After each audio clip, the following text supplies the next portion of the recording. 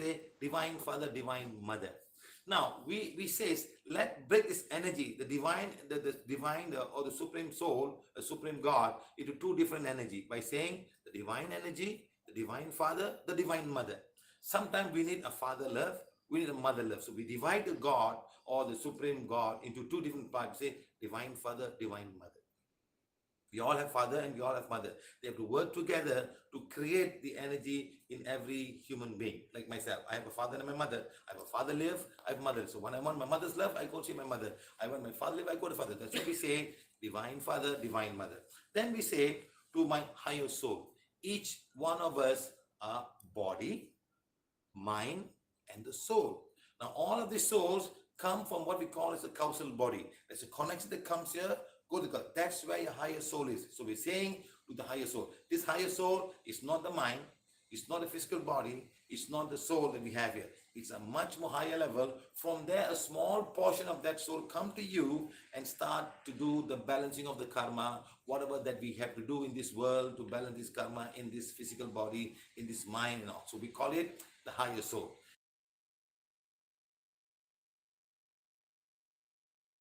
सबको ये वापस देखना है सर ने अभी जो एक्सप्लेन किया, क्योंकि इसके बगैर हमारा स्पिरिचुअल हाइजीन का क्लास ठीक से नहीं समझ में आएगा. तो अगर आपको चाहिए तो प्लीज थम्स अप दिखाइए कि हमको ये जो पोर्शन सर ने अभी समझाया वो ठीक से हमको समझ में आया. Okay Rita Ben, thank you so much for showing the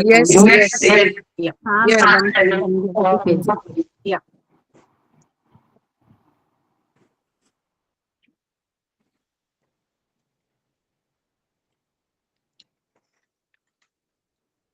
Energy, the divine father, the divine mother. Sometimes we need a father love, we need a mother love. So we divide the God or the supreme God into two different parts. Say divine father, divine mother. We all have father and we all have mother. They have to work together to create the energy in every human being. Like myself, I have a father and my mother. I have a father live, I have mother. So when I want my mother's love, I go see my mother. I want my father live, I go to father. That's what we say, divine father, divine mother. Then we say to my higher soul, each one of us are body, mind, and the soul. Now, all of these souls come from what we call as a causal body. There's a connection that comes here, go to God. That's where your higher soul is. So we're saying to the higher soul, this higher soul is not the mind, it's not the physical body, it's not the soul that we have here. It's a much more higher level. From there, a small portion of that soul come to you and start to do the balancing of the karma, whatever that we have to do in this world to balance this karma in this physical body, in this mind and all. So we call it the higher soul. Next, we say to the spiritual guides, to the spiritual helpers, to the healing angels, to all of these people. Now, these spiritual guides and helpers and teachers are people who have lived long time back and they have not come back again. They don't have a physical body. They are out there in a spirit form or in a soul form. They want to guide us so that we can all follow the right path. So we call them here to my spiritual helpers, to all the spiritual helpers, to my spiritual teachers, to all the spiritual teachers, to my spiritual helpers, and to all the spiritual helpers, and to the healing angels. We invoke them to come. They can be anybody, but they don't have a name. They don't have people. Now, many of you feel, especially the people from other religions, say, hey, this is very Christian. I said, it's not Christian, it's just an English language. Now, when you translate this in other languages, they may found, hey, this is very Christian. Yes, the Christians do this. I am not a Christian. I am not a Hindu. I was born a Hindu, but I'm trying to find a way that there are other beings down there. They don't have to have a name. They are guides, helpers, and teachers.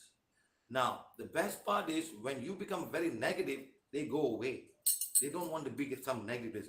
Now, if you want help, you invoke them, they will come and guide you so that your mind can release itself from all the negativity and the soul will come in contact with the reality of life. So we're saying to the Supreme God, Divine Father, Divine Mother, to my spiritual guides, to all the spiritual guides, to my spiritual helpers, to all the spiritual helpers, to my spiritual teachers, to all the spiritual teachers, and to the healing angels. You're asking that now. Then we say to the great karmic board. Now, this karmic board is another group of souls who are very high level. They're higher than the spiritual guides and helpers teachers. They're up down there. When our soul finishes our life in this physical body, we lose the physical body. And then the mind must get dissolved. When the mind get dissolved, the soul is allowed to leave this earthbound plane and go higher. When they go higher, they go the causal body, and they will now meet a group of very high level souls. We call them the great karmic board. They will guide us on what to do, what else we can do to balance. We may have done a lot of bad things. We may have done also a lot of good things, both ways, plus and minus. Now, when you do a lot of good things, you will get another birth where we will come and continue to do more good things. Now, we do a lot of bad things, we will come back again, we will start again trying to resolve or to neutralize all the negative karma that we have got from our past life. We come back here and we start balancing this karma. So the guides will tell us. Okay, now this is what we call the great, we want to call them. And you say, I am that I am. That means I am not this physical body, I'm not this emotion, I'm not this thought, I'm not this mind. I am the soul. I am that I am. Then you say, I am humbly invoking for divine forgiveness for all my wrongdoings who committed knowingly or unknowingly in this lifetime or my past life. You have to ask forgiveness first. You have to. You may have done something wrong in past life. So ask forgiveness this lifetime. That's the purpose of all of these things. We ask forgiveness. Then next one is, I'm also forgiving. I'm forgiving everyone for all the wrongdoing towards me and my family. You have to ask for forgiveness. And next, very important, you have to ask, you have to forgive everybody who's done. No more revenge. No more. Look at what no more revenge. You're going to say, I forgive you. For some reason, you have done something wrong to me. How I react is the most important thing. I can get angry. I can have revengeful thoughts. That's not going to help you to balance the karma. You say, I forgive you. Something I have to learn in this lifetime from you. That's why he's saying, I'm also forgiving your family. Then, very important, please cast out all fears and doubts in me. We have got many, many doubts. Am I doing the right thing? Am I doing this? Am I in the right path? Is this my path? Is this my path? Forget about all of that. First of all, accept this lifetime and move and ask guidance from all the spiritual guides. Help us and teach us to guide right path. That's what it. Please cast out all fears and doubt in me. And very important, I'm forgiving and forgetting. I'm forgiving and forgetting. I am forgiving and forgetting. We have to forgive. Most importantly, we have to forget. We don't forget, it's going to go with us. No point of you forgiving and not forgetting. So I'm forgiving and forgetting. I'm forgiving and forgetting. I'm forgiving and forgetting. And very important, I'm consciously accepting this manifest. Ultimately, you say, God, thank you, thank you, thank you. That's for yourself. Once you finish, you will come to page number 2, is your family. You have to read for your husband or your wife to release all.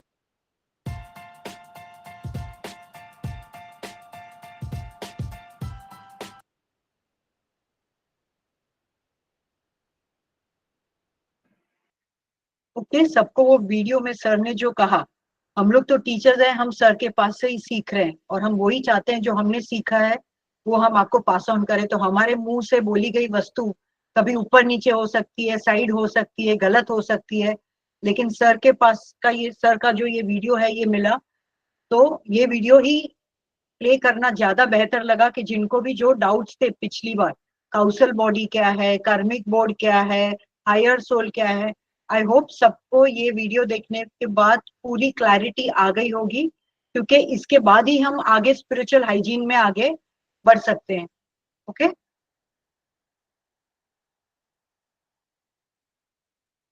और ये sir का video मिला, उसके पहले एक teacher से पूछा गया जो, यस रीटा भाई बोलिए। मैंने है ना इसका आपका ये जो आपने पहले लिया होगा ना, फर्स्ट मैंने अटेंड नहीं किया है, ये सेकंड मैं अटेंड कर रही हूँ, तो अगर ये कर रही हूँ तो मुझे आगे सब समझ में आएगा बराबर? यस मैडम, वहां पे सब जगह पे कहीं ना कहीं कंटिन्यूटी है, कनेक्शन तो है ही है। ओके तो पिछली बार जो बोला था उसका मैं संक्षेप में थोड़ा बोल देती हूँ। Okay I will just play the screen and explain जो लोग नए हैं। Thank you. इंटरेस्ट है तो प्लीज यहाँ से सीख के जाए। ये क्लास सिर्फ हमको कहीं साइन नहीं करना है कि मैंने ये क्लास लिया या वो क्लास किया। No, we want you people to understand. Yes Sanjay भाई, संजय चौहान जी। जी जी नमस्ते मैम। नमस्ते। ये जो वीडियो चला ये मिल जाएगा हमको ना देखने को दोबारा? संजय भाई, हमारा जो यूट्यूब हिंदी यूट्यूब का चैनल है, हिंदी प्राणा वायलेट हीलिंग, उसमें तकरीबन 160 के ऊपर वीडियोस ऐसे डाल के, ऐसे पूरे सबटाइटल्स वगैरह में डाले हुए हैं। आप देखेंगे, मैं आपको इसका नाम दे देती हूँ, आपको पक्का मिल जाएगा, वहीं से मैंने लिया है। ओके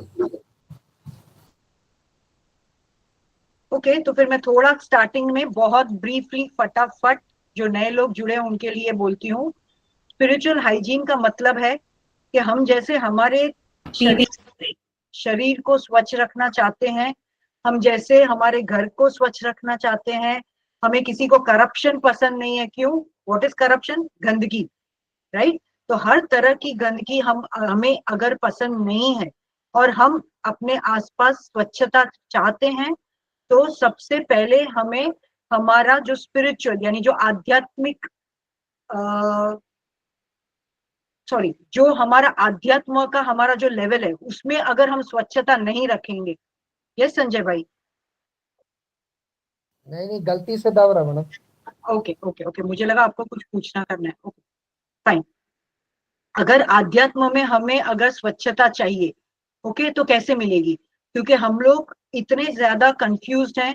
हम सिर्फ आध्यात्म के नाम पे धर्म धर्म धर्म करते हैं। धर्म में क्या आता है? क्रियाएं, कि भगवान को हार चढ़ाओ, फूल करो, ये करो, पूजा पाठ करो, प्रसाद धराओ, ये करो।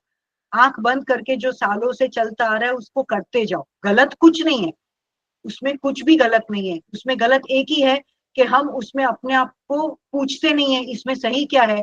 और कई ऋषि मुनि लोग शायद पिछले कितने वर्षों में, चाहे सत्ययुग हो, त्रेता युग हो, द्वापर युग हो, उसमें वो लोग हवन करते थे कुछ अच्छा अच्छा काम करने के लिए।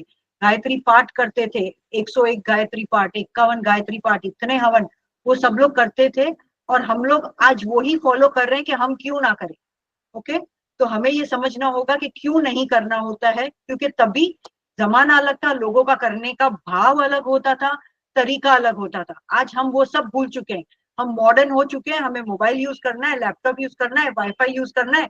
लेकिन उसके जगह पे जो ये सब चीजों से नुकसान होता है वो हम एक्सेप्ट करके बैठे हैं ना, कि चलो मालूम है कि 5G रेडिएशन आएगा, तो रेडिएशन से मुझे ब्रेन ट्यूमर हो सकता है, क्लॉट्स हो सकते हैं।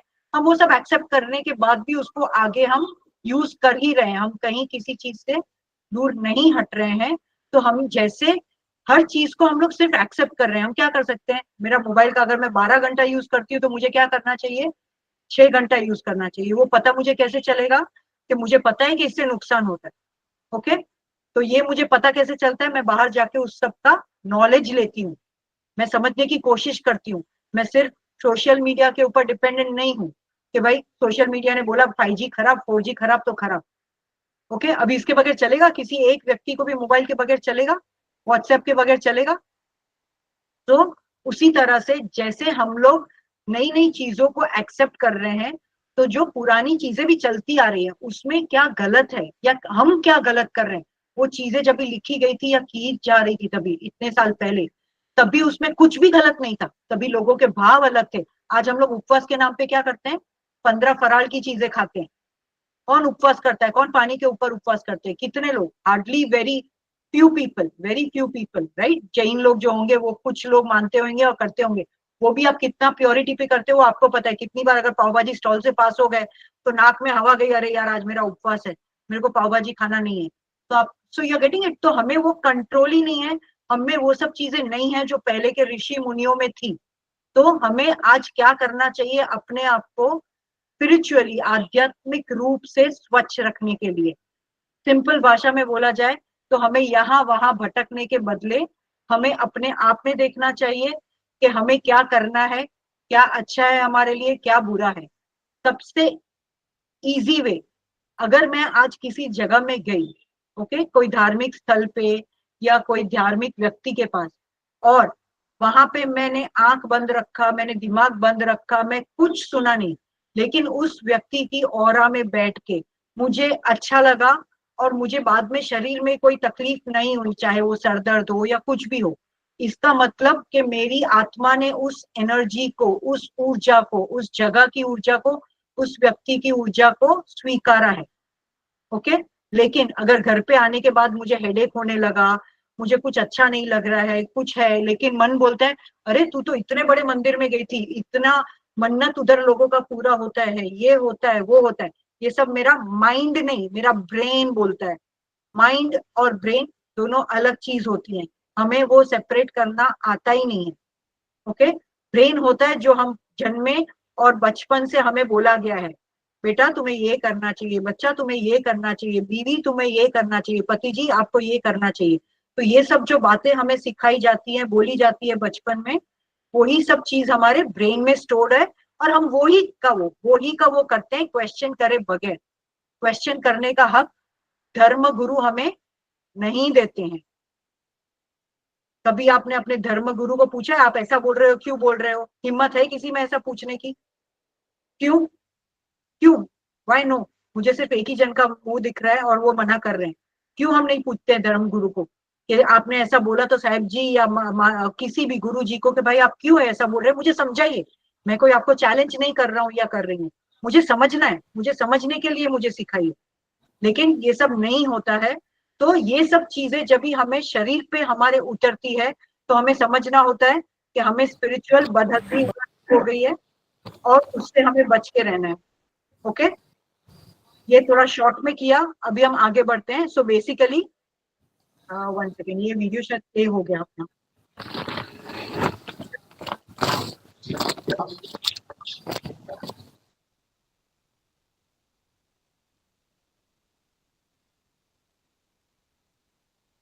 ओके, तो अभी हम आते हैं, जिन्होंने मुझे ये लिख के दिया, जो इंग्लिश में यहाँ पे लिखा है वो यहाँ पे हिंदी में लिखा है, हम जो कुछ भी सीखते हैं वह हमारे कारणीय शरीर यानी कौशल बॉडी में रहता है, यह आत्मा का चरित्र बन जाता है।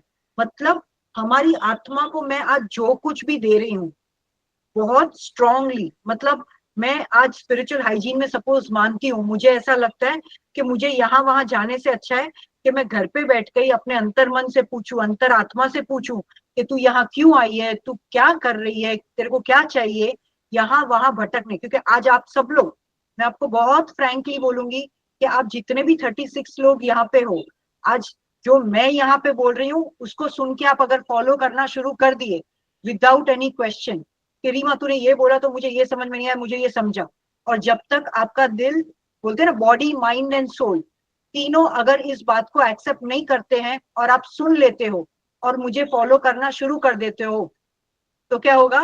Another disaster.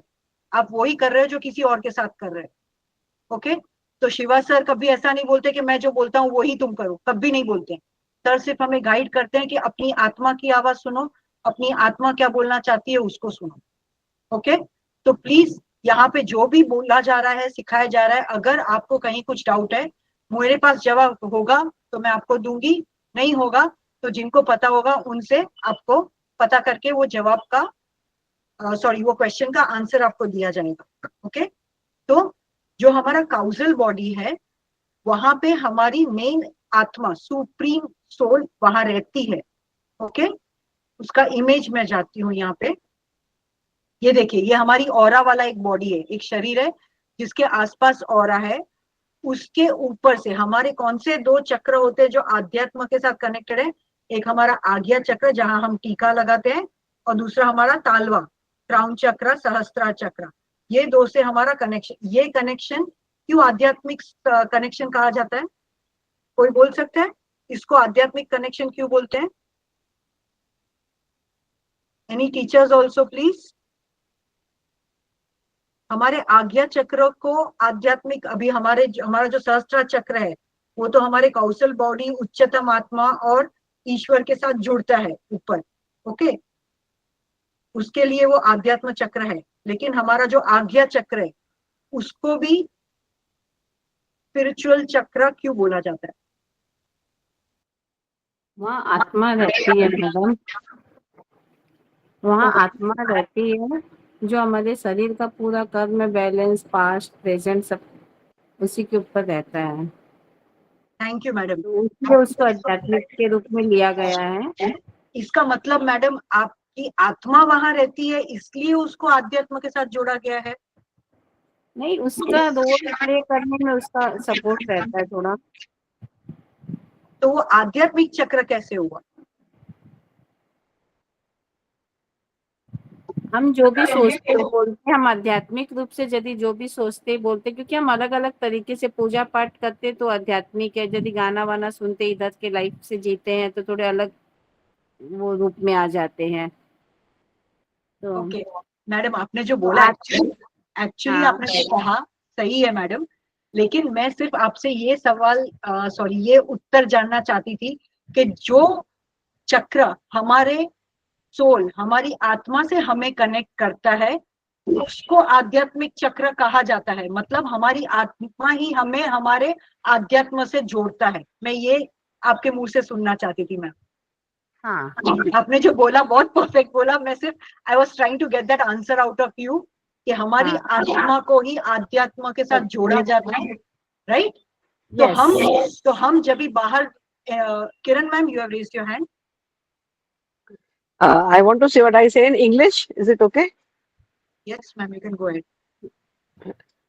It is like a gateway to your higher consciousness and spiritual insight. Okay, I to translate in Hindi.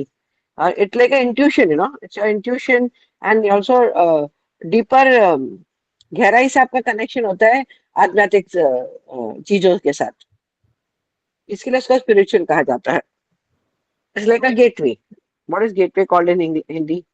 प्रवेश द्वार। प्रवेश द्वार. वहीं से एनर्जी ट्रांसफर होती है, एनर्जी आता है ना, जिसके लिए हमारे शिवा सर बोलते हैं कि दैट ये बहुत सेंसिटिव एरिया है, don't let anyone touch your आज्ञा चक्र, किसी को भी आपको हाथ नहीं लगाने दो, है ना, पराये लोगों को खास करके, और बच्चों का भी, हमेशा शिवा सर ये बोलते हैं दैट्स वो रास्ता है, द्वार है आपके शरीर में, आपके आत्मा में, आपके मन और विचारों में घुसने का. I don't know if I could explain you well. Yeah thank you madam, thank you Thank so you. Much. Yeah thank you. So अगर हमारी आत्मा, जैसे किरण मैम ने बोला कि एक प्रवेश द्वार है, ये चक्र एक प्रवेश द्वार है जो आपके आत्मा के साथ कनेक्ट करता है। ओके, तो ये आपकी जो हमारी जो ये आत्मा है वो बहुत ज्यादा आध्यात्मिक, हम उसे गिन सकते हैं, हम बोल सकते हैं कि वो एक आध्यात्म का ही रूप है।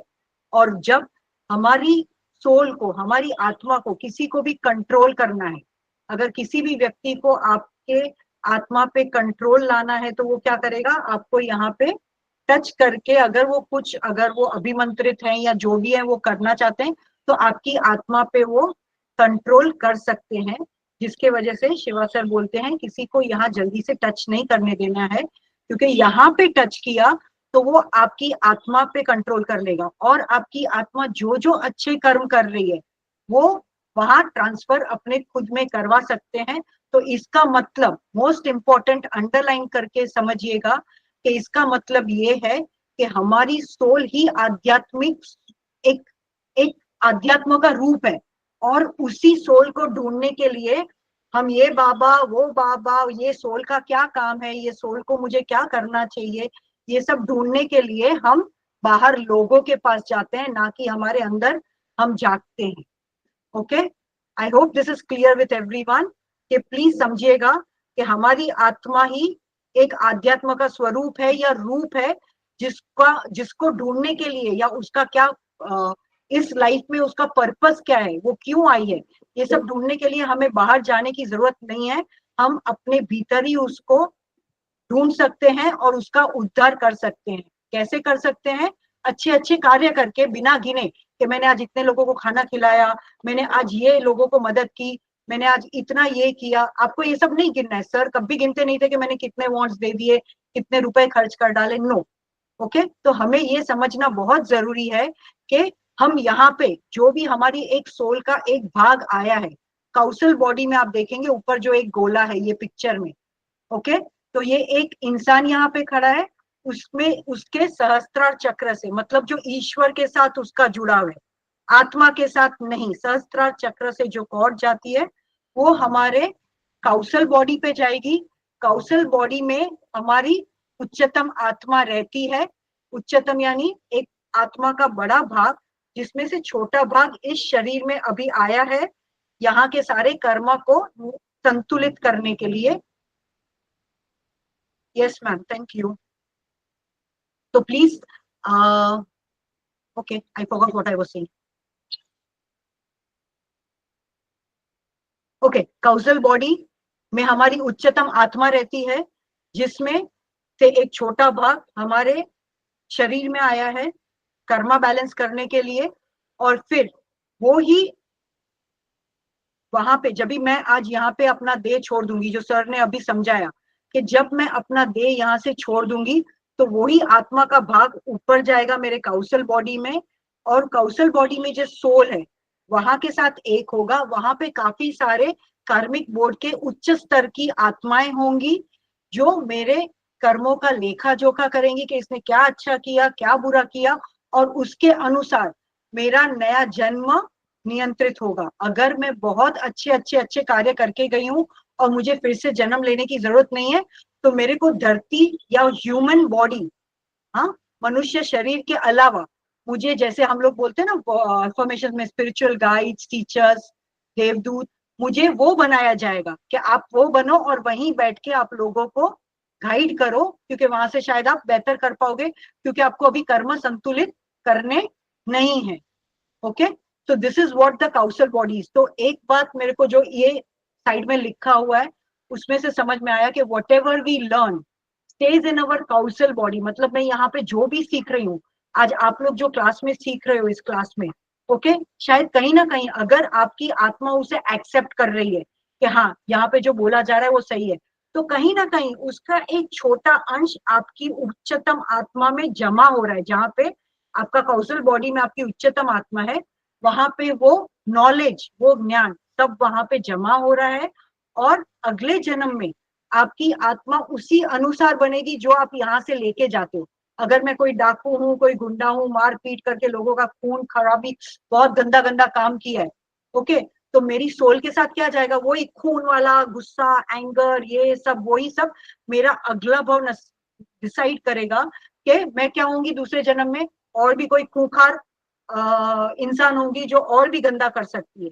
ओके, लेकिन अगर मुझे एक बार दो बार कुछ खराब कर्म करने के बाद मुझे लगा ये नहीं करना चाहिए, तो ये भावना मुझे कहाँ से आती है? जो शायद मैं पिछले बर्थ से अपने सोल में, उच्चतम आत्मा में मैं अगर रख के आई हूँ, तो कहीं ना कहीं मेरा एक कॉन्शियस लेवल जागरूक रहेगा कि रीमा ये काम तुझे नहीं करना चाहिए, ये काम अच्छा नहीं है। तो ये सब नॉलेज जो हम लोग बोलते हैं ना, गर्भ से एक बालक माँ के पास लेके आता है, so what is that? That is your past life soul में आपने जो क्वालिटीज ऊपर जमा की हैं, वही सब हमें आगे मिलती हैं। ओके, और वही सब हम आगे कैरी फॉरवर्ड भी करेंगे। तो उसी उसी ये सब चीज कब होएगा? जब हम इन चीजों को रिपीटेटिवली बार बार अपने कॉन्शियस माइंड में हम जमा करेंगे।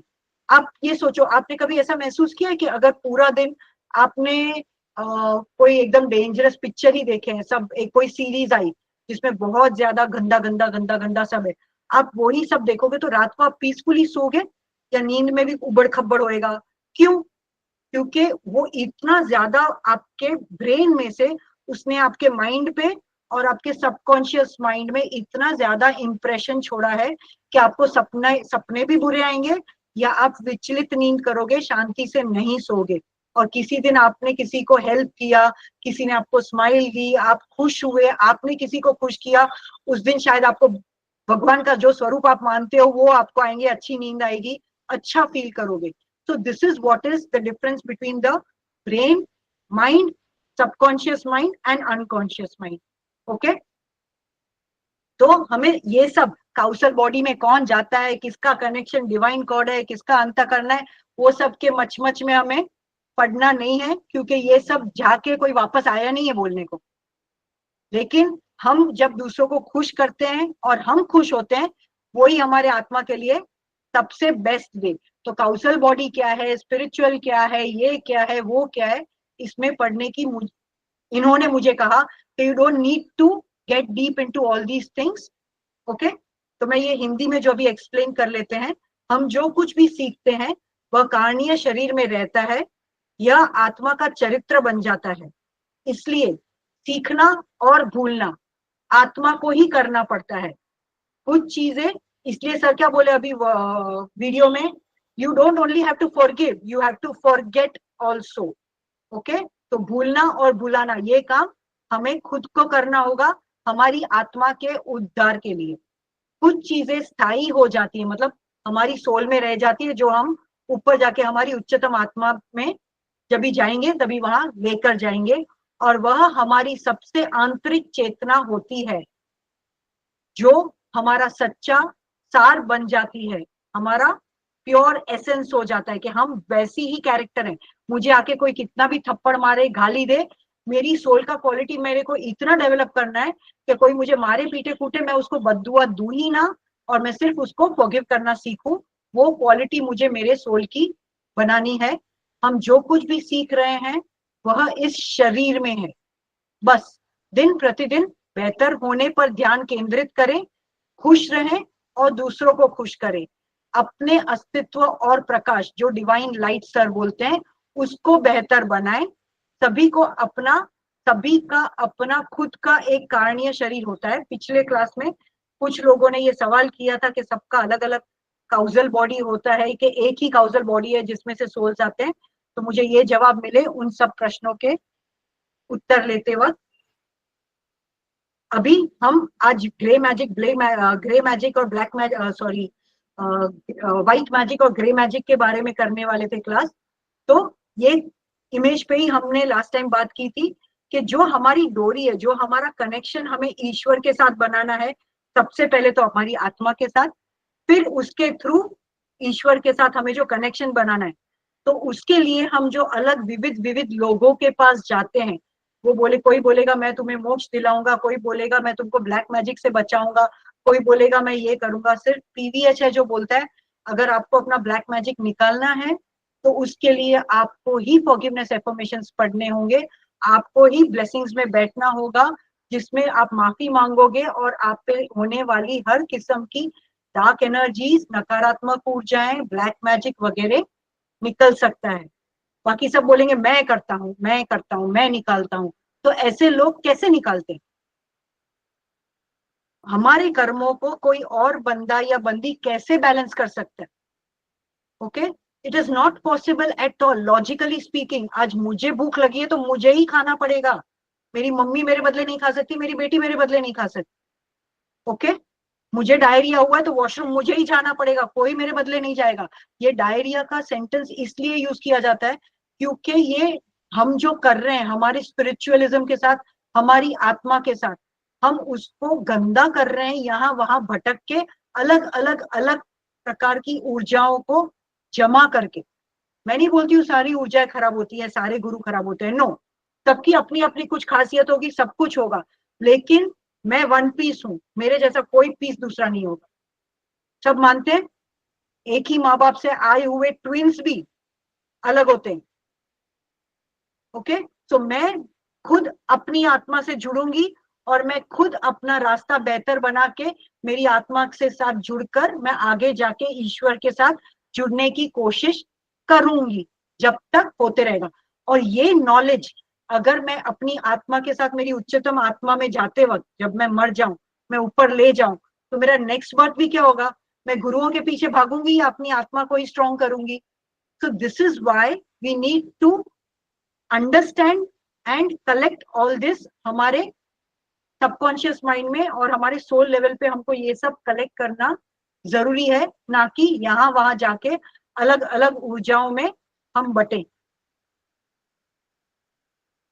अभी ये सर का एक वीडियो है ब्लैक मैजिक व्हाइट मैजिक पे।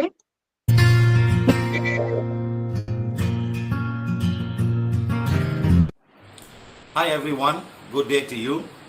Now, if you understand if you have entered a previous workshop or watched all our videos or any video we sent you, and you will find out that we mentioned a lot about white magic. Now, let me explain a little bit white magic. White magic is done by spiritual organization, spiritual people, some occult practitioners to control your soul. Not to hurt you, but to make you follow their spiritual path. That means they will say, the way to find God is through me. Only with me I have found God. Without me you cannot find God.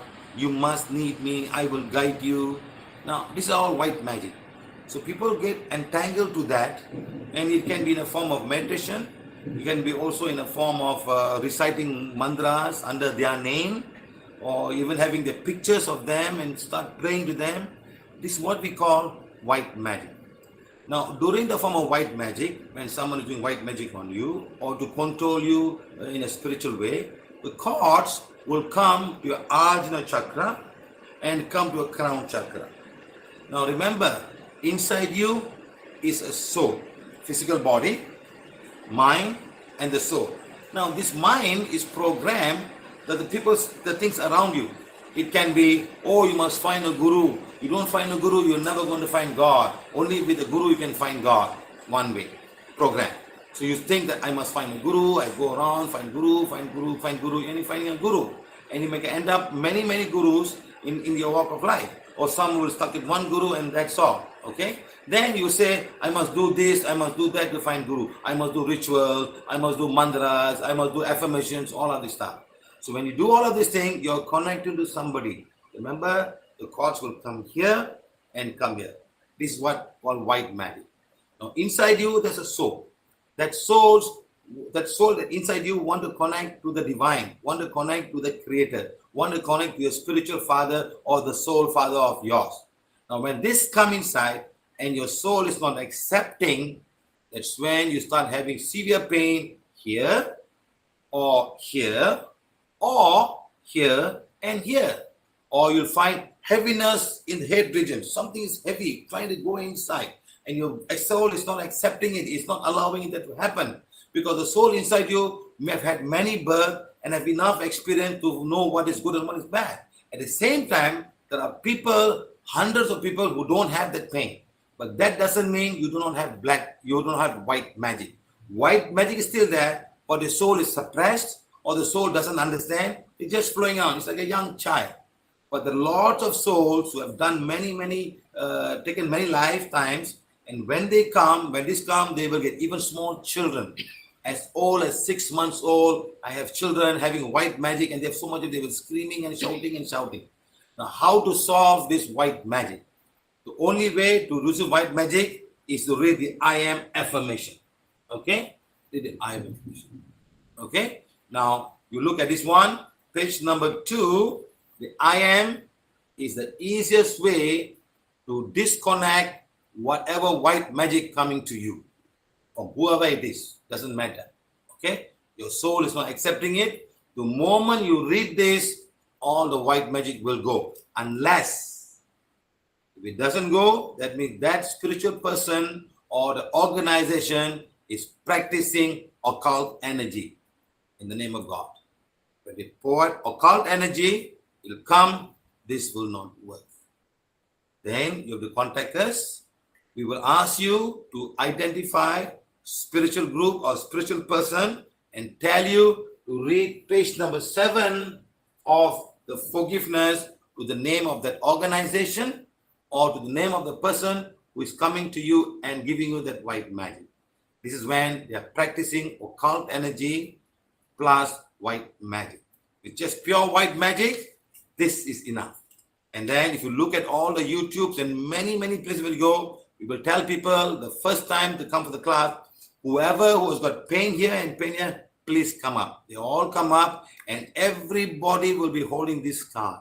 And the best part is when I go to India, I give this card. This card is the Spanish I am.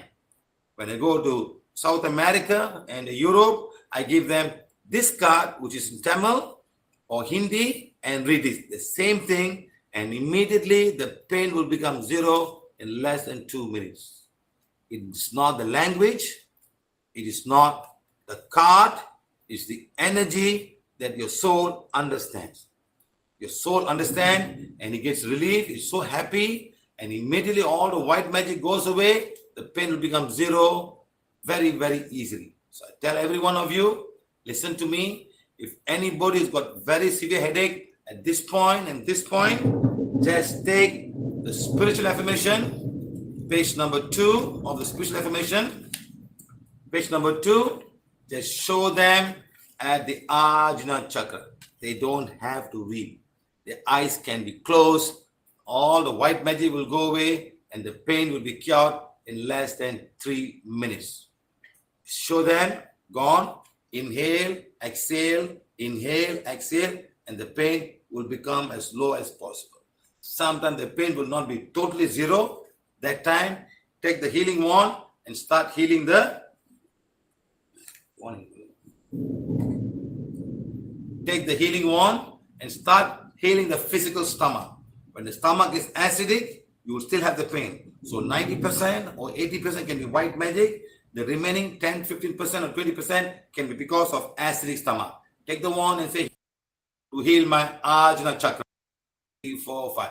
Do for 3 cycles. 1 cycle, 1, 2, 3, 4, 5. Stop. 1, 2, 3, 4, 5. That's 1 cycle. So do 3 cycles and your pain should be gone. If it doesn't go, contact us or any of the volunteers of PVH. We will help you very easily, very simply. And all Prana Valley healing workshops and teachings are free and everybody can come and learn.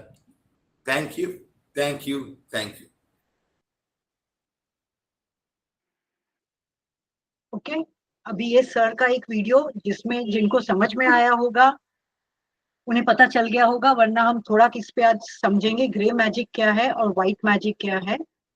Grey magic और white magic हमसे कैसे जुड़ता है विचार रूपों में, मतलब मैं अगर किसी को फॉलो कर रही हूँ, किसी को मैंने अपना गुरु माना है, ये बात यहाँ पे खास तौर पे मैं बोलना चाहूंगी कि शिवा सर कभी भी नहीं बोलते हैं किसी को कि आप मुझसे जुड़ो, मेरे पीछे आओ, मेरे साथ आओ, मेरे साथ कहीं भी चलो। मुझे नहीं याद, यहाँ पे काफी सारे टीचर्स लोग बैठे हैं क्लास में आज। आई डोंट थिंक कि किसी को भी सर ने बोला होगा कि आप मेरे साथ चलो या आप यहाँ आओ या वहां आओ। एनीबडी? तो प्लीज, सर ने किसी को बोला है कि आप मुझे फॉलो करो, मैं जो कहता हूँ वो ही सुनो? टीचर्स नहीं, किसी ने नहीं, किसी को भी नहीं बोला है सर ने। मैं जो बोलता हूँ वो ही तुम्हें करना चाहिए, मैं बोलता हूँ डिवाइन फायर करो तो वो ही करना चाहिए, उसके अलावा तुम्हारा उद्धार नहीं होगा। ऐसे कितने सारे लोगों के पास मैंने खुद ने भी पास्ट में एक्सपीरियंस किया है। ओके, बहुत बुरे बुरे एक्सपीरियंसेस भी देखे हैं, सुने हैं।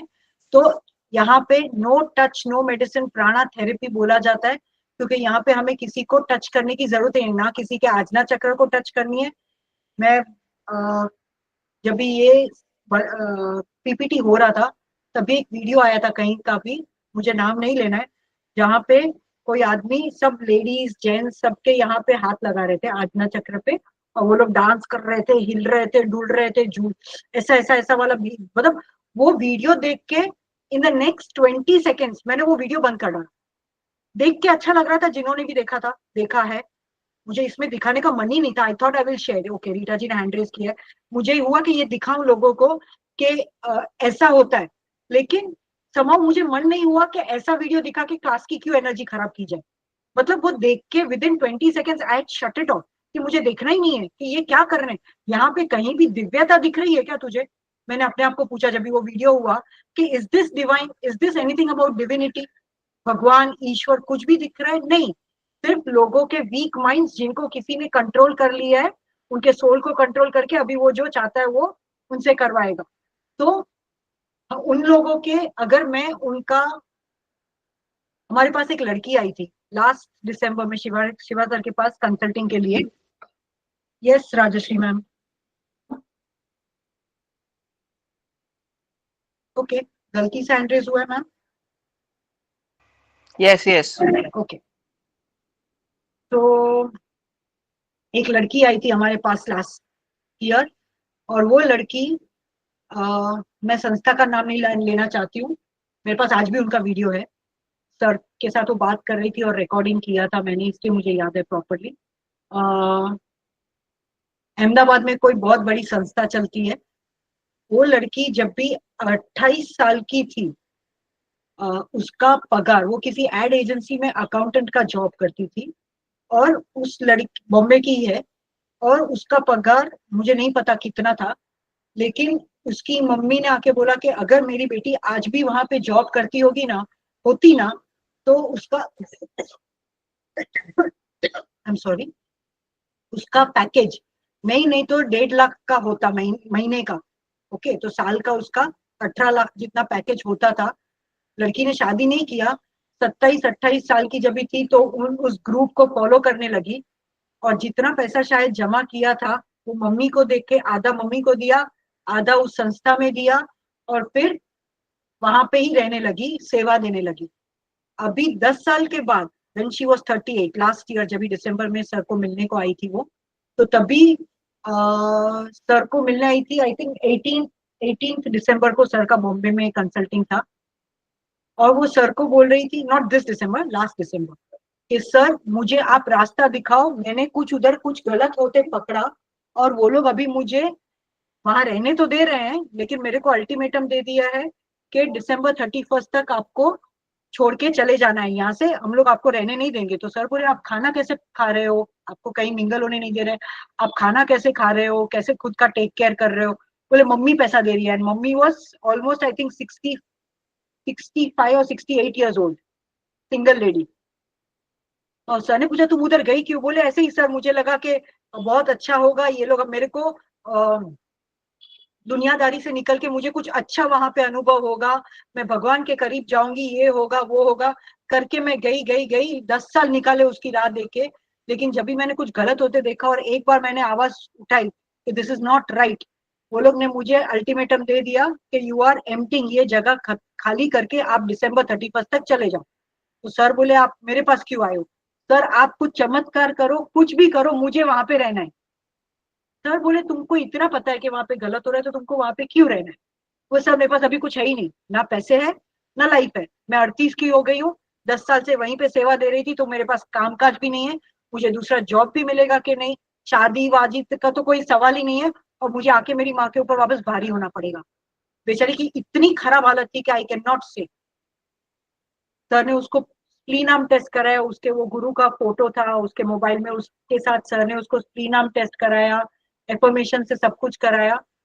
सर ने बोला इफ यू आर हियर, ये सोच के तुम मेरे पास आई हो कि मैं तुम्हें वहां रहने पे हेल्प करूंगा, तो सॉरी, तुम जा सकते हो, I can not do anything about it, मैं गलत काम नहीं कर सकता।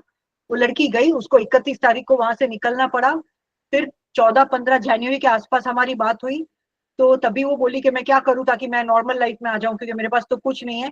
1.5 महीना उसने डिवाइन फायर वगैरह सब कुछ किया, लेकिन उसको नेगेटिव एनर्जीज वहां से अभी भी आ रही थी, क्योंकि वहां पे जो उसके फ्रेंड्स बने होंगे 10 साल में, या फ्रेंड्स या दुश्मन, वो लोग उसके बारे में बात करते होंगे ना कि देख खाली पीली उसने पंगा लिया, उसको छोड़ के जाना पड़ा।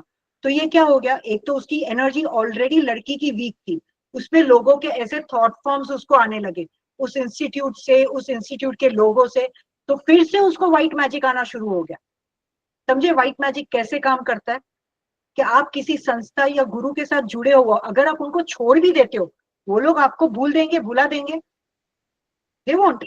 तो वहां से वो लोग जो आपके बारे में सोचते हैं, करते हैं, तो वो थॉट फॉर्म्स भी आपको आते रहते हैं, जिसके वजह से आपको आज्ञा चक्र पे या आपके सहस्त्रा चक्र पे ये सब माइग्रेन पेन और ये सब पेन हो सकते हैं। उसी टाइम पे एक लेडी सर के पास आई थी, बॉम्बे से है, पनवेल से, कि जिनका आई साइट वीक हो रहा था, उनकी आंखें कमजोर होते जा रही थी, विजन सिर्फ 15% था उनको, because of white magic from 4 gurus. मतलब वो आपके सर के रीजन को इफेक्ट करता है। तो सर से आप क्या क्या काम करते हो, हमारा ब्रेन क्या क्या काम करता है, सब कुछ। हमारा बॉडी कौन चलाता है? Total brain. तो उसको वन बाय वन इफेक्ट हो के उनकी आंखें डैमेज होने लगी। तो जो लोग बहुत ज्यादा समय तक व्हाइट मैजिक के चक्करे में अटके हुए होते हैं, उनको काफी सारी हेड रिलेटेड फिजिकल बीमारियां भी हो सकती हैं। कैसे? उनके थॉट फॉर्म से। फिर कई बार ये लोग हमें यंत्र देते हैं, आप अपने घर में रखो, ये यंत्र की ऊर्जा से आपको फर्क पड़ जाएगा। ओके। दूसरा, धार्मिक मान्यताओं के नाम पर हम अपने गले में, उंगलियों में पहनने वाली कई वस्तुओं के रूप में जो हम बताते हैं कि वे हमारे लाभ के लिए हैं। ऐसा ही एक और केस बोरीवली वर्कशॉप में सर के पास आई थिंक 21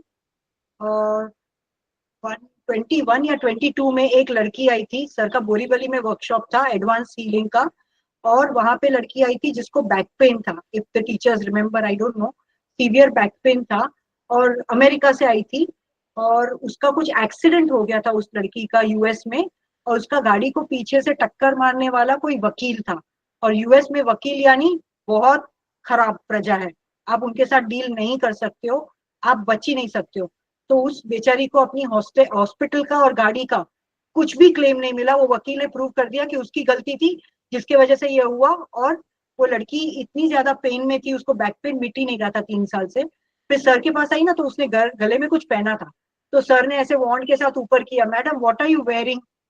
तो उसने बोला सर मेरे पेरेंट्स ने मुझे दिया है ये पेंडेंट पहनने के लिए गुरुजी का, कि ये तेरे को हेल्प करेगा। सर बोले हेल्प किया तो तुम यहाँ पे क्यों आई हो? बोले नहीं सर, मेरे को इससे कोई बैक पेन में फर्क नहीं पड़ा, लेकिन मम्मी पापा बोलते कि तुम पहन के रखो, इससे तुम्हारा रक्षा होगा, तुम्हारी रक्षा होगी। तो सर ने उसको जैसे ही निकाला, उसका बैक पेन गायब। सर ने उसको बोला वापस पहनो, उसने पहना, तुरंत पेन चालू।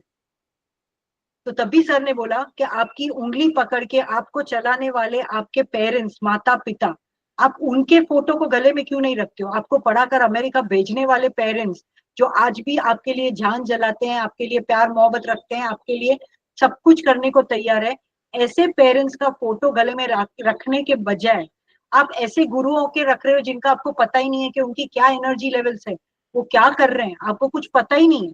तो हम लोग को जो एक माइंड में डाला गया है कि हर मंदिर में जाओ वहां पे अच्छी ऊर्जा, हर गुरु के पास जाओ तो अच्छी ऊर्जा, हर गुरु का पेंडेंट पहनो, यंत्र पे रखो, हम ये सब क्यों करते हैं? Point number 1, why do we do all this? Why do we go to the gurus? Why do we go to the temples? आज अगर हम मानते हैं, पिछले क्लास में जैसे हमने कहा, कण कण में भगवान, अगर कण कण में भगवान है, जो हमारे शास्त्रों में लिखा गया है, आत्मा को ही परमात्मा माना जाता है। व्हाट इज परमात्मा? परम आत्मा, हायर सोल। अगर हमारी आत्मा को ही परमात्मा बोला जाता है, कण कण में भगवान है, तो हम यहाँ वहां किस चीज के लिए भटकने जाते हैं? हमारी इच्छा पूर्ति के लिए। भगवान मुझे पैसा चाहिए, मेरी शादी हो जाए, मेरे मम्मी पापा की तबीयत अच्छी हो जाए, मुझे करोड़पति बना दो, मुझे लॉटरी लगा दो, मुझे एक बंगला दिला दो। हम ये सब भौतिक स्वार्थों के लिए ही ये सब जगहों पे जाते हैं और फिर उनके चुंगल में फंस जाते हैं। अगर हम खुश रहें कि मुझे भगवान ने जो इस जिंदगी में दिया है, जितना भी दिया है, मेरे लिए काफी है, और मुझे जितना चाहिए वो मुझे मिल ही जाएगा, कहीं नहीं जाएगा। अगर ये एक्सेप्टेंस हम में आ जाए तो हम कहीं भी भटकने जाएंगे। हमारे लिए भगवान हमारा घर, हमारा परिवार और हमारे लोग जो हमारे कर्म बैलेंस करने के लिए हमारे साथ जुड़े हैं। बाहर भटकने की जरूरत क्यों है? आज कितनी लेडीज बाहर जाती है। अभी मेरे को 2 दिन से 3 दिन से एक लेडी के साथ मेरी बात होती है, जिनको बेचारी को कुछ प्रॉब्लम था, उनके घर वाले उनके ऊपर ब्लैक मैजिक कर रहे थे और उसके वजह से वो किसी और के चुंगल में फंस गए। उनके साथ क्या क्या होता है वो बोलना मुझे ठीक नहीं लगता, लेकिन हम अगर हमारी रक्षा, आज पीवीएच में हमें ब्लैक मैजिक कैसे निकालना है? सिर्फ एफर्मेशन, ओनली माफी मांगकर। माफी कौन मांगता है? मैं खुद। मुझे अगर ब्लैक मैजिक आ रहा है तो माफी कौन मांगता है? मैं खुद। मेरे कर्म कौन बैलेंस करता है? मैं खुद। मैं किसी और के पास जाती ही नहीं हूँ, मुझे जरूरत ही नहीं है किसी और के पास जाने की। वो बंदा या बंदी क्या करेगा? मेरे कर्मा कोई बैलेंस कर पाएगा? मेरे लिए खाना खा पाएगा? अगर हम जिस दिन हम ये समझने लगेंगे कि मेरा काम मेरे अलावा कोई नहीं कर सकता है, मेरा कर्म मेरे अलावा कोई बैलेंस नहीं कर सकता है, उस दिन व्हाइट मैजिक, ग्रे मैजिक जैसी चीजें खत्म हो जाएंगी। जिस दिन हम बहुत ज्यादा स्वार्थ रखना छोड़ देंगे, करे मुझे ये चाहिए वो चाहिए, उस दिन ये सब बंद हो जाएगा। जितनी भी दुकानें बाहर चल रही है धर्म के नाम पे, भगवान के नाम पे, वो सब बंद हो जाएंगी। क्यों? क्योंकि हम किससे जुड़ना शुरू हो जाएंगे? खुद से, खुद की आत्मा से। और खुद की आत्मा को सिर्फ हम एक ही चीज बोलेंगे, प्लीज ईश्वर से जुड़ो, परम आत्मा से जुड़ो, परम आत्मा से, उसके बाद उच्चतम आत्मा से एंड सुप्रीम गॉड से। ओके, तो again white magic, grey magic बातचीत से भी होती है, म्यूजिक से भी होती है। यूट्यूब पे काफी सारे म्यूजिक ऐसे आते हैं जो आपके साथ कनेक्शन जोड़ सकते हैं। घर में बुक्स होती हैं, आध्यात्मिक बुक्स होती हैं कि चलो मैंने इस महाराज की बुक रखी है घर में, उसमें से भी आपको वो एनर्जी आ सकती है। और भगवान के स्वयं दूतों द्वारा दिए गए, ओके, स्वयं दूतों यानी the Guru self proclaim guru's जो मंत्र देते हैं। सपोज ऐसा सर का एक क्लास में हुआ था कि सिंगापुर क्लास में वो बैठे थे, एक लेडी को उन्होंने एक मंत्र का उच्चारण करने को कहा। जब सर ने वो मंत्र उच्चारण के पहले वो लेडी का डिवाइन कॉर्ड यानी जो डोरी हमारे और उच्चतम ईश्वर के साथ है, वो सर ने चेक की, बहुत अच्छी जा रही थी। लेकिन फिर जब भी सर ने उसको बोला आप ये मंत्र बोलो, जब वो मंत्र बोलने लगी उनकी वो डोरी एकदम कट हो गई। ये सर के एक फेसबुक लाइव क्लास में, सिंगापुर के क्लास में हुआ था। ये क्यों हुआ? क्योंकि वो जो भी मंत्र उच्चार कर रही थी ना, उससे उनको शायद जो फायदा होना चाहिए था, वो फायदा जा रहा था उनके गुरु को। हम लोग बोलते हैं ना कि गुरु मंत्र, गुरु मंत्र। तो आजकल के गुरुओं पे आपको भरोसा है कि जो पहले हमारे गुरु हुआ करते थे, जो सिर्फ लोगों की सेवा करने के लिए, राक्षसों को भगाने के लिए हवन करते थे, आज वैसे गुरु कितने जो खुद का नहीं सोचते, खुद का पेट नहीं भरते? यस भावदीप जी, हैंड रेज किया सर या मिस्टेक से हुआ है? Okay, hello hello. Yes sir. Yes. हाँ, ये जो आपने अभी जो बात बताई ये बिल्कुल परफेक्ट है। जितने भी लोग ये सुन रहे हैं ना, मैं इसके लिए अनुभवी हूँ।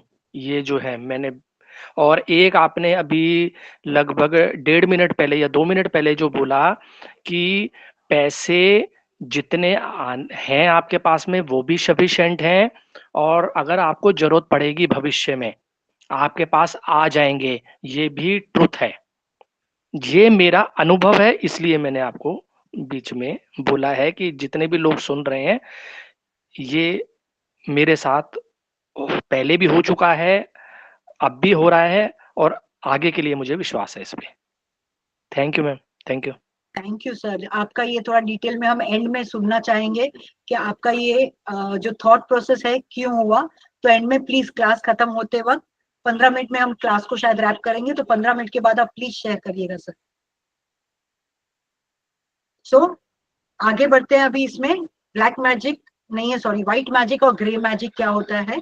तो अभी जब भी हमें थॉट फॉर्म्स और सब हमने यंत्र, बुक्स, म्यूजिक सब देख लिया, लेकिन अगर कोई गुरु ऐसे हैं जो व्हाइट मैजिक के साथ साथ मतलब आपको पकड़े रखने के लिए, अगर वो व्यक्ति ब्लैक मैजिक यानी ऑकल्ट, जैसा सर ने अभी वीडियो में कहा कि ऑकल्ट साइंस यानी ब्लैक मैजिक या ऐसा सब कुछ करते हैं, तो वो बन जाता है ग्रे मैजिक। तो वो ग्रे मैजिक को निकालना आसान नहीं होता है। ऐसा भी एक भाई साहब का मुझे पता है जो कलकत्ता से हैं, और उनको इतना ज्यादा, बहुत यंग एज है उनकी, लेकिन उनके गुरु उनके ऊपर इतना लेवल का एनर्जी, सॉरी टू से, इतना खराब एनर्जी उनके ऊपर कर रहे हैं कि उनका जीना हराम हो गया है। मतलब सांस भी नहीं ले पाते, और इतने यंग है, मेरे ख्याल से शायद आई थिंक he was 32 और something, he is, I am sorry, he is 32 और समथिंग। जब भी मेरी बात हुई थी उनसे 1.5 महीने पहले। तो जब भी कोई गुरु इतने ज्यादा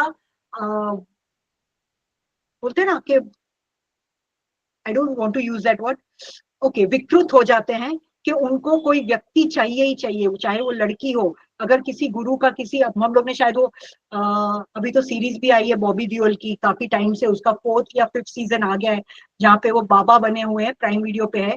तो वो देखते हैं तो पता चलता है कि ये क्या चल रहा है। मतलब हम लोग को बाहर जाना ही क्यों है किसी बाबा के पास? क्या ढूंढने के लिए, क्यों ढूंढने के लिए? जब भी हमें एक आसान तरीका मिल रहा है तो हम उसे क्यों ना अपनाएं, क्यों अपने आप को कॉम्प्लिकेट करें ये सब चीजों में? तो जब भी कोई साधु या बाबा में इतनी विकृति आ जाती है कि उसे वो व्यक्ति या वस्तु कुछ चाहिए, तो वो किसी भी तरह से उसको प्राप्त करने के लिए जब भी ब्लैक मैजिक करते हैं, तो उस इंसान को बहुत ज्यादा प्रयत्न करना पड़ता है, बहुत ज्यादा वक्त निकलता है उनको ब्लैक मैजिक, सॉरी, बाबा के black magic which is equal to grey magic में से निकलने के लिए। व्हाइट मैजिक में से हम फिर भी निकल सकते हैं रेगुलरली, जो हमारे एफर्मेशन है वो सब आगे आएगा, ओके। लेकिन ग्रे मैजिक को निकालना बहुत डिफिकल्ट है। तो प्लीज किसी के साथ भी जुड़ने के पहले 10 बार सोचिएगा कि अगर मैं यहाँ पे जुड़ गया या जुड़ गई और यहाँ पे मुझे कुछ चुकाना पड़ा तो मैं क्या प्राइस पे करने को तैयार हूँ, ओके। हम किसी चीज की तलाश में विभिन्न पवित्र स्थानों या स्मारकों पर जाते हैं। स्मारकों यानी जो काफी सारे फाउंडेशंस आजकल बने हुए हैं। अगर हम अपनी भौतिक जरूरतों से संतुष्ट हैं तो हम मंदिर, मस्जिद, गुरुद्वारा, चर्च आदि में ऊर्जा की तलाश में जाते हैं। हम वहां शांति पाने के लिए जाते हैं। क्यों? हमें शांति मिलती है? अगर मिलती भी है तो क्या यह स्थायी है, परमानेंट होती है? हमें जो शांति मिलती है, हम ज्ञान प्राप्त करने के लिए पवित्र पुस्तकें पढ़ते हैं, लेकिन क्या हमें यकीन है कि हम सही ज्ञान प्राप्त कर रहे हैं जिसे हमारी आत्मा खोज रही है, और या वह ज्ञान जिसे लेखक हमें समझाना चाहता है? मतलब जैसे मैं पीवीएच को जैसा समझी हूं, मैं आपके साथ अभी वो ही शेयर कर रही हूँ। ओके, आप अपने हिसाब से सर के वीडियोस या फॉरगिवनेस एफर्मेशन या और कुछ नॉलेज गैदर कर करके आप अपने हिसाब से आप पीवीएच को क्या समझते हैं, कैसा समझते हैं, आपको इससे क्या फायदे हो सकते हैं, ये आप लोग खुद भी, हम ये जब भी चैप्टर हमारा खत्म होगा, मेरे ख्याल से और एक क्लास जाएगा इसका, उसके बाद हम एक ऐसा ओपन क्लास रखेंगे जहां पे सब लोग अपने अपने अनुभव शेयर करेंगे कि मेरे हिसाब से मैंने पीवीएच का स्पिरिचुअल हाइजीन को ऐसे समझा है।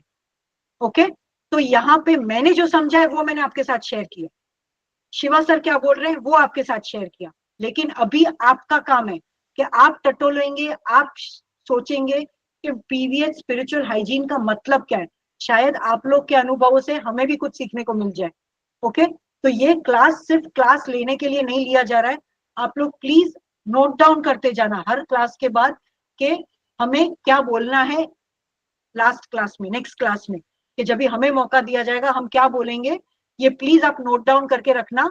और ये एक प्रोसेस है, आप आज बैठोगे, आज आप आईएम इन्फॉर्मेशन पढ़ोगे, अरे इसका मतलब तो ये है, मैंने तो ऐसा सोचा ही नहीं था, ऐसे सब पॉइंट्स आपको आएंगे जब भी आप खुद उसे समझेंगे।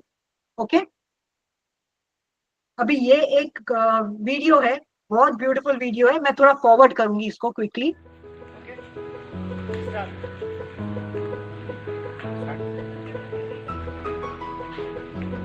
जा रहा है सबको करने को, वो एक्शन लास्ट में क्या बनता है वो हम देखेंगे। ये देखिए ये क्या कर रहे हैं,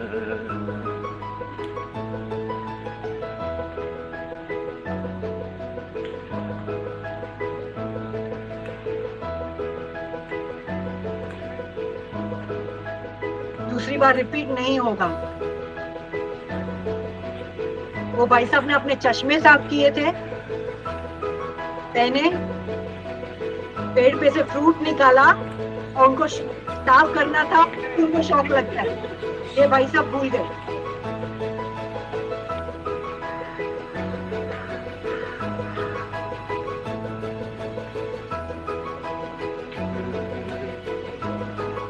You have to do only once.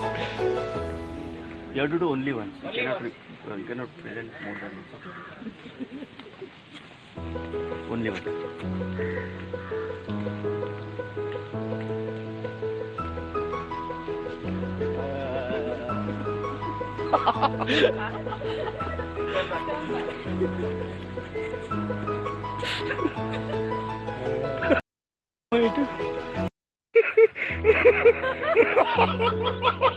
Please don't turn. Okay. At the end. Turn, guys. Turn. No need to turn back. You have to turn back. No, Bill. चश्मा साफ होने के बदले जीसस क्राइस्ट का साइन हो गया।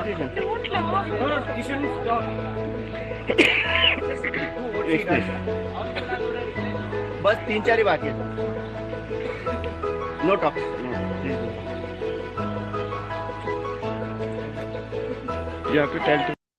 मैं forward कर रही हूँ, थोड़ा टाइम का कमी की वजह से।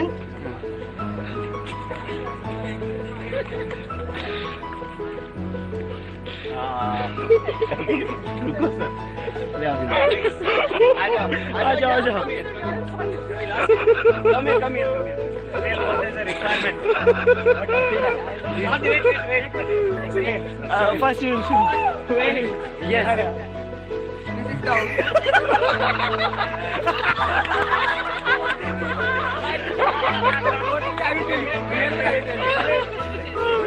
You are focused. Do like this.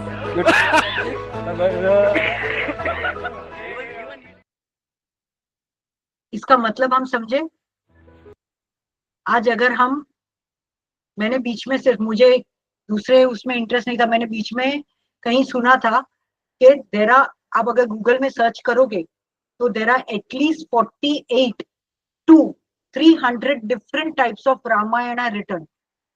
Ramayan, मैं खुद हिंदू हूँ, हिंदू घर में जन्म लिया है, तो रामायण बचपन से हम लोग को पढ़ाने में आती थी, कृष्ण लीला सब पढ़ते थे, सब कुछ पढ़ा लिखा, सब अच्छा लगता था। लेकिन जैसे जैसे बड़े होते गए तो कुछ ना कुछ जोक्स आते गए कि इसने, मतलब राम भगवान को बोलते हैं, I forgot the word, sorry, okay, Ram भगवान का एक स्वरूप हमारे सामने दिया जाता है, कृष्ण भगवान का एक स्वरूप हमारे सामने दिया जाता है, उनकी स्टोरी सुना के हमें कुछ कहा जाता है कि हमको ऐसे बनना चाहिए, हमें वैसा बनना चाहिए। तो ये सब लिखा गया था हमें उसमें से सीखने के लिए, ना कि सिर्फ उसको आंख बंद करके फॉलो करने के लिए, क्योंकि वो युग अलग था, ये युग अलग है। ओके, संस्कार अलग नहीं होते हैं, हमारी जो वैल्यूज होती हैं वो अलग नहीं होती हैं, लेकिन हमें आंख बंद करके, जैसे इस गेम में हमने देखा कि पहले वाले ने क्या दिखाया और लास्ट वाले ने क्या किया, तो अगर सच में रामायण हुई थी तो एक ही रामायण होनी चाहिए थी। आज क्यों इतने अलग अलग वर्जन्स हैं? अगर एक ही कोई बुक है तो एक उस बुक की एक ही स्टोरी होनी चाहिए, एक ही हिस्ट्री होनी चाहिए। शिवाजी महाराज भी एक ही थे, 5-6 नहीं। ओके, महात्मा गांधी भी एक ही थे। हाँ, अभी मैंने महात्मा गांधी पे स्टोरी लिखी, मैंने सोचा थोड़ा उसको ड्रामेटिक बनाने के लिए मैं थोड़ा मिर्च मसाला डाल देती हूँ, तो मैंने गांधी जी का स्टोरी को पूरा चेंज कर दिया।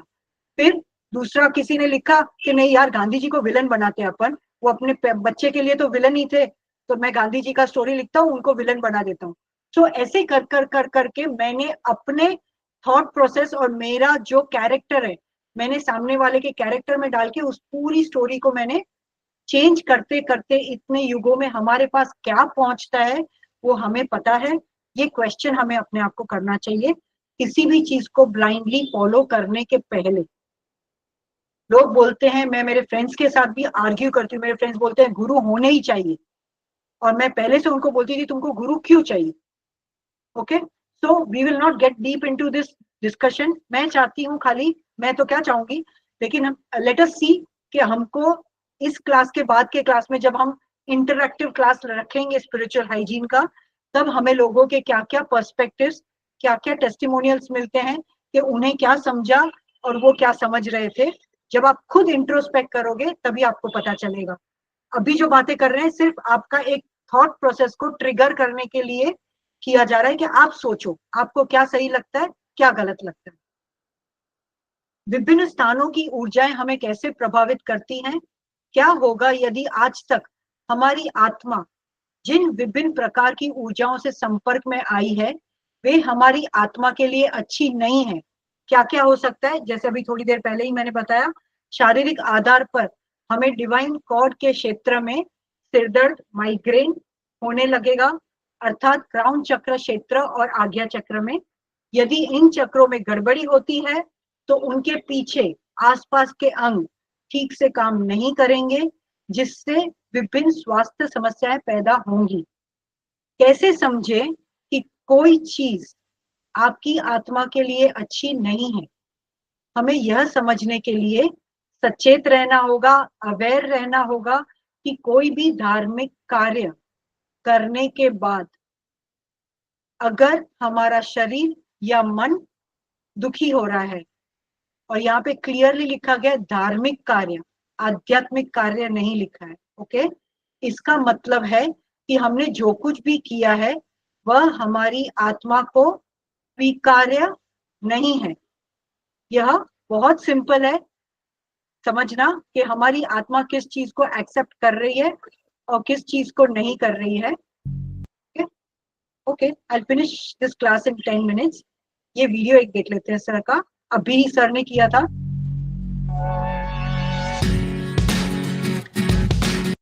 पॉल थे, वे खुद का प्रचार कर रहे थे। सर ने तब खुद को पूछा कि यहाँ भगवान कहाँ है? कहीं नहीं, कहीं भी भगवान नहीं थे। कहीं किसी अघोरी बाबा का फोटो लगा था, वहीं अंदर कोई अघोरी बाबा बैठे थे। सब अलग अलग पंथ का प्रचार कर रहे थे, जैसे कि इस्कॉन, ब्रह्मा कुमारी वगैरह। सर से वहाँ बैठे किसी व्यक्ति ने कहा कि उनको अखाड़े कहा जाता है जिसके अलग अलग स्वामी होते हैं। सर कहते हैं कि उस कुंभ मेले में किसी भी भगवान की तस्वीर नहीं थी, तो वो दुनिया की सबसे आध्यात्मिक जगह कैसे हो सकती है। उनको यह सब देखकर बेहद अचरज हुआ। यह अच्छी बात नहीं लगी उन्हें, क्योंकि हमारी संस्कृति से आहिस्ता आहिस्ता भगवान खो रहे हैं। Your great grandfather was praying to Shiva, Vishnu, Krishna. Today they've come the next level. The next level. People have become, I am this, I am this, I am Bhagavan Sri, Sri, Sri. So they started worshipping human beings now. Temple for human beings. Okay, like that man. Pray to, what do your wife pray to? Huh? Tell your name, don't worry. What your wife pray to? Huh? Shah Jagamarja. So it's the lady's picture down there, and you pray to the word. You're worshipping this lady now. So where did she got it from? From her mother who? No, that's somebody with Shiva or something at the very beginning. And slowly dilute. Now you start going to the human personality of the human being. That's all. You understand? Everywhere it's happening, man. Everywhere. हमारे पूर्वज भगवान शिव या भगवान विष्णु की प्रार्थना करते थे, लेकिन आज हम अगले स्तर पर आ रहे हैं। लोग भगवान बन रहे हैं, जैसे भगवान श्री श्री श्री। अब हम इंसानों की पूजा करने लगे हैं, इंसानों के मंदिर बनने लगे हैं। एक प्रतिभागी ने कहा कि उनकी बीवी किसी महिला संत को पूछती हैं, जिस पर सर कहते हैं कि अब हम एक महिला को देवी के रूप में प्रार्थना कर रहे हैं। इस महिला ने अपनी माँ या उनकी नानी या दादी के पद चिन्हों पर चलते हुए इस महिला संत का अनुसरण करना शुरू किया होगा। इसलिए यह सब चीज़ें वर्षों से कमज़ोर होती चली आ रही हैं। पहले सिर्फ एक ही भगवान थे, भगवान शिव या शायद कोई और। अब हम इंसानों को भगवान समझकर पूजने लगे हैं। यह हर जगह हो रहा है। Even like Baba, this Baba, that Baba. I remember seeing some video when Sai Baba opened the mouth, they can see Krishna body inside. No, there's a story. I remember, can see Krishna inside. So then later become Baba. You understand, madam? Opens the world. Opens the whole world. You see, all of these stories, the story going on, so easily manifesting this way.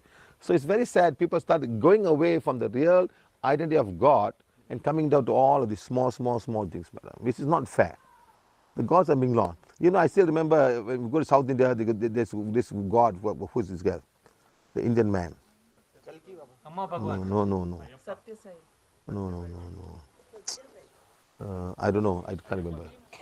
Even this man. Amma Bhagwan. He's one of them. Yeah, he's one of them. He's the one there in front of all praying to him. Yeah. And there's another one.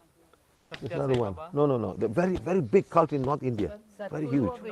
They have a big Akshardham. Swaminarayan. He was a king. He was a king going out promoting Vishnu. Am I right, wrong? Yes. And now people pray to him. Vishnu is missing now. Am I right, my friend? Yes. He's gone. He was promoting Vishnu to all the villages as a king. Must pray to Vishnu, must pray to Vishnu. He went around. And slowly Vishnu is missing now. Now all pray to him. Now this is what happening to all over the world. Slowly it's getting lost. You know what I mean? Anyway, that's how you want to believe in God. It's fine.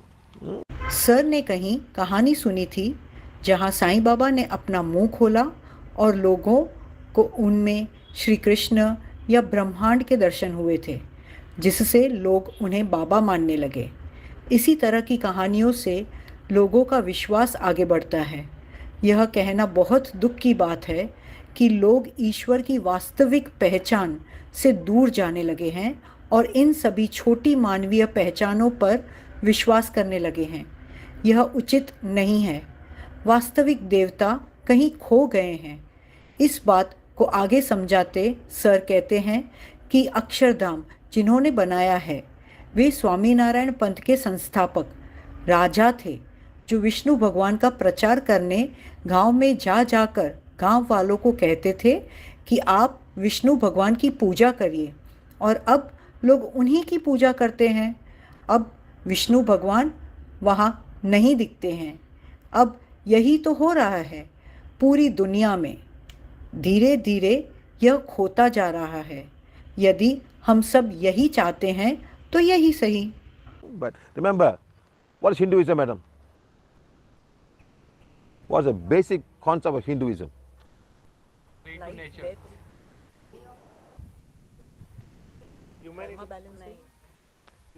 I learned this in my school in Malaysia when I was 11 years old. Basic concept of Hinduism. Brahma, Vishnu, Mahesh. Creator, sustainer, destroyer. No destroyer. Judgment day.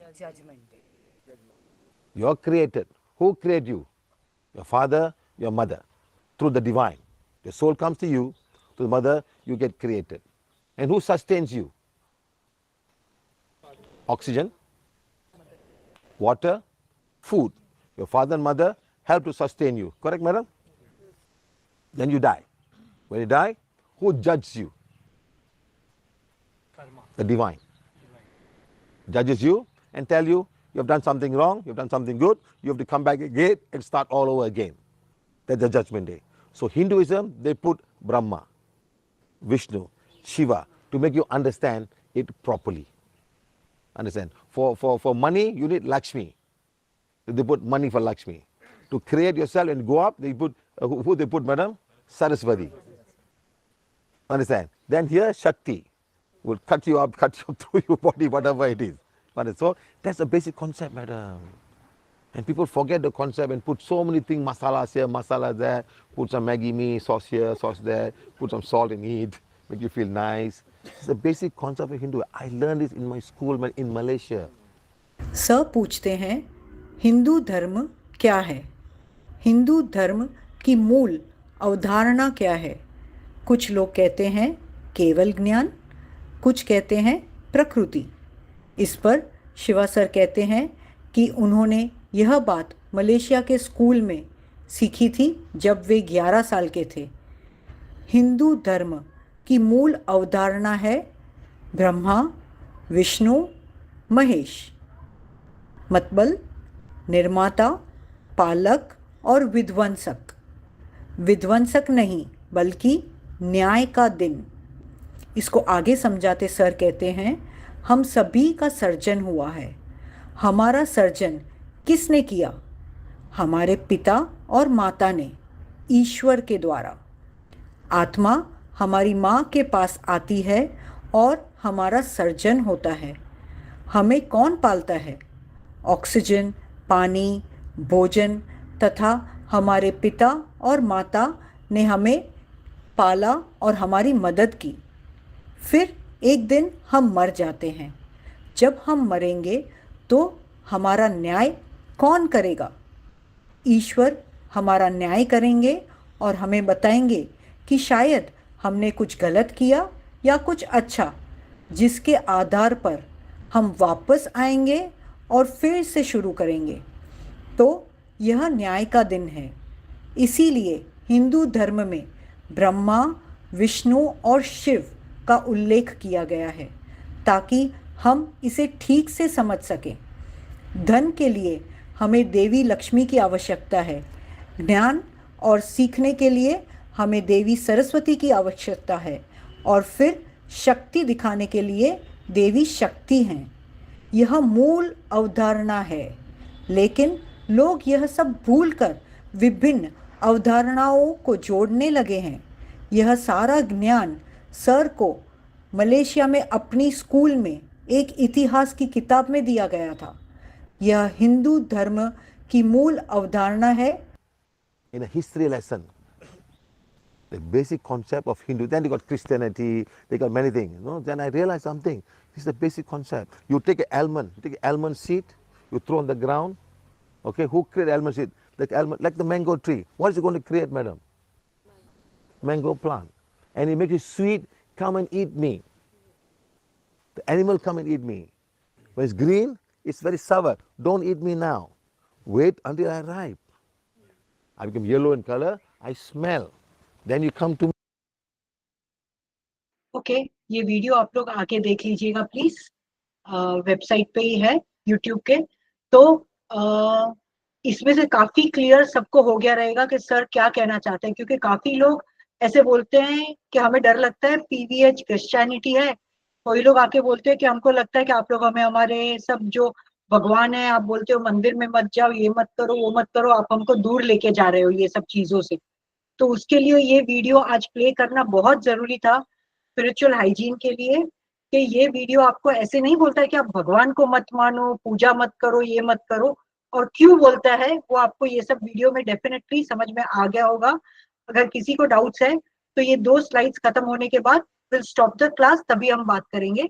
तो PVH main हमें क्या सिखाता है, ये सब चीजों से क्या मेरी पीवीएच की आध्यात्मिक यात्रा पीवीएच से शुरू हो सकती है? बिल्कुल हो सकती है, यदि हमारा मन पूर्व पोषित विचार यानी प्री डिटर्मिन्ड जो थॉट फॉर्म्स है हमारे माइंड में, बचपन से जो थॉट फॉर्म्स डाले गए हैं कि मंदिर जाना जरूरी है, ये है, वो है, ये करना जरूरी है, उपवास करना जरूरी है, अगर हम उसे तोड़ सके और हमारा मन हमारे कर्मों के आधार पर इस यात्रा को स्वीकार करने के लिए तैयार हो, स्वेच्छा से हमारी विश्वास प्रणालियों को कायापलट स्वेच्छा से हमारी विश्वास प्रणालियों के कायापलट को स्वीकार करें और स्वयं के भीतर से सत्य की खोज करें। इसमें हमारी मदद करेंगे पीवीएच के आध्यात्मिक अभिकथन और पीवीएच के जो ये वीडियो सब लोग ने बहुत बार देखा है सर का क्लास में, जहां से हमें बोलते हैं कि हमें हमारी बिलीफ सिस्टम से बाहर निकलना चाहिए। तो पीवीएच, ये लास्ट स्लाइड है, पीवीएच हमें क्या सिखाता है? 4 noble truths of Gautam Buddha, Gautam Buddha के 4 महान सत्य। लाइफ में हैव इनएविटेबल सफरिंग, जीवन में अपरिहार्य पीड़ा हो सकती है। 2, there is a cause to our suffering, हमारे हर कष्टों का कोई कारण होता है। 3, there is an end to this suffering, इन कष्टों का अंत भी हो सकता है। 4, the end of these sufferings is contained in the 8th fold path, जो राइट साइड में अष्टांगिक पथ है गौतम बुद्ध का, उनमें इन हमारी जो दुख है, पीड़ा है, उनका अंत हम कैसे कर सकते हैं, वो इस अष्टांगिक पथ पे है। ये पीवीएच स्पिरिचुअल हाइजीन, आध्यात्मिक स्वच्छता का मूल रूप है, इसको फॉलो करते हैं। It is not about Gautam Buddha और भगवान और कुल देवी और कुल देवता, नो, पीवीएच इसको फॉलो करता है। 1, सही दृष्टि, 2, सही विचार, 3, सही वाणी, 4, सही आचरण, 5, जीविका चलाने के लिए सही साधन। हम किसी को चीट कर देते हैं, अरे यार इतना गया तो क्या हुआ, मैंने उसके पास से सिर्फ 50 रुपया एक्स्ट्रा लिया, all that kind of things. 6, सही मानसिक दृष्टिकोण और प्रयास। 7, सही सचेतन। 8, सही एकाग्रता यानी राइट कॉन्सेंट्रेशन। पीवीएच ये सबको फॉलो करता है और साथ में बोलता है कि ये सब करने से हम हमारी आत्मा से जुड़ सकते हैं। आत्मा से कब जुड़ सकते हैं? जब भी हम ये सब चीजों को एक्सेप्ट करें कि अगर मेरे पास कुछ चीज नहीं है तो किसी कारणवश नहीं है, मैं इसे एक्सेप्ट करता हूँ, और मुझे अगर इससे दुख मिल रहा है तो इस दुख का निवारण मुझे कैसे करना है? जिनको मैंने दुखी किया है उनसे माफी मांगकर। सिंपल, इतना सिंपल फंडा है, लेकिन हम जब यहाँ वहां गलत चीजों में भटकते हैं तो हमें okay, 1 second, I just okay fine. तो ये सब जब हम ये सब जगहों पे भटकते हैं तो हम हमारी आत्मा को भटका देते हैं, उसे सही रास्ता नहीं मिलता है, और वो यहाँ वहां भटक के अलग अलग जगहों से अलग अलग ऊर्जाएं इकट्ठित करती है, जिसका बाद में हमको बैड इफेक्ट्स दिखना शुरू होता है। तो अगर हमें वो बैड इफेक्ट्स दिखना शुरू हो गए हैं तो पीवीएच हमें इसमें से बाहर कैसे निकाल सकता है, वो हम नेक्स्ट क्लास में सीखेंगे, जहाँ पे हम डिटेल में समझेंगे कि पीवीएच के जो आध्यात्मिक अभिकथन है, स्पिरिचुअल एफर्मेशंस, उनका मतलब क्या है। ओके, तो as of now I think ये क्लास अभी के लिए तो फिनिश कर रही हूँ। नेक्स्ट क्लास में हम सीखेंगे हम कैसे स्पिरिचुअल एफर्मेशंस को कैसे पढ़ें, क्यों पढ़ें और उससे क्या फायदा होगा। That will be the last class. फिर उसके बाद का हम एक क्लास लेंगे जहाँ पे इंडिविजुअल स्पिरिचुअल एफर्मेशंस का आप सब लोग अपने नोट्स में लिख के आओगे। अगर आपको यहाँ पे जो भी आपने 1.5 घंटा अपना टाइम दिया है वो टाइम को यूटिलाइज करना है, अपनी आत्मा को ये सब सिखा के आगे लेके जाना है, तो होमवर्क प्लीज खुद के लिए करिएगा, किसी और के लिए नहीं। It is not a compulsory session. जिसको बोलना है वो बोल सकता है, जिसको नहीं बोलना है ना बोले। दूसरों को सुनना है, दूसरों का आचरण करना है तो वो करिए। अगर खुद को टटोल के खुद को आगे लेके जाना है तो please do it. Thank you everyone for attending this session. Presentation अभी खत्म हो रहा है। किसी को कुछ बात करना है, कोई टीचर्स को कुछ शेयर करना है जो मैं भूल गई हूँ, तो please come in. Thank you everyone and I am sorry अगर मैं कहीं थोड़ी हो गई थी, मेरा थोड़ा कंटिन्यूटी ब्रेकअप हो गया होगा, तो I am sorry sorry sorry. तो एनीबडी किसी को कुछ पूछना है, बोलना है, वो भाई साहब जो आए थे उनको अगर शेयर करना है तो please come. The class is over. जिनको छोड़ के जाना है they can leave the class. Thank you thank you thank you everyone.